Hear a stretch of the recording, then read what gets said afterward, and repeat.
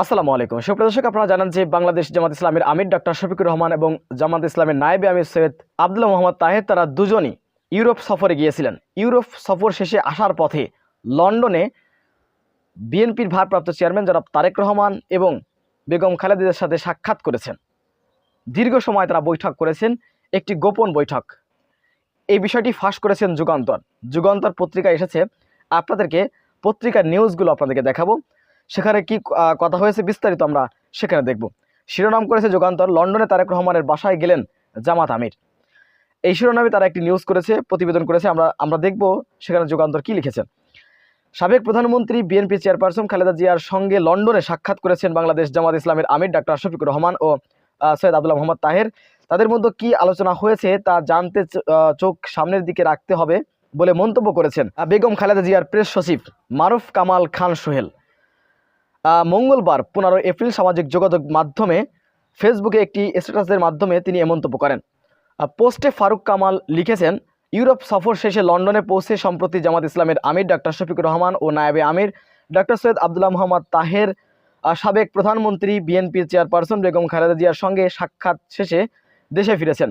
জিয়া দম্পতির বড় ছেলে বিএনপির ভারপ্রাপ্ত চেয়ারম্যান জনাব তারেক রহমানের বাসায় গিয়ে তারা দেখা করেন। দীর্ঘ সাক্ষাৎ পর্বে তারেক রহমান উপস্থিত ছিলেন। বেগম খালেদা জিয়া এখন তার পুত্রের বাসা থেকেই চিকিৎসা নিচ্ছেন। তিনি আরও লেখেন, বেগম খালেদা জিয়ার সঙ্গে জামাতের দুই শীর্ষ নেতার সাক্ষাতে কি কি বিষয় নিয়ে আলোচনা হয়েছে তা জানা যায়নি। দুই ডাক্তারের এই সাক্ষাতে রাজনৈতিক রসায়নের নতুন কোনো ক্রিয়া প্রতিক্রিয়া সৃষ্টি করবে নাকি নিছক সৌজন্য সাক্ষাৎ হয়ে থাকবে তা বুঝতে হলে আমাদের সামনের দিকে চোখ রাখতে হবে।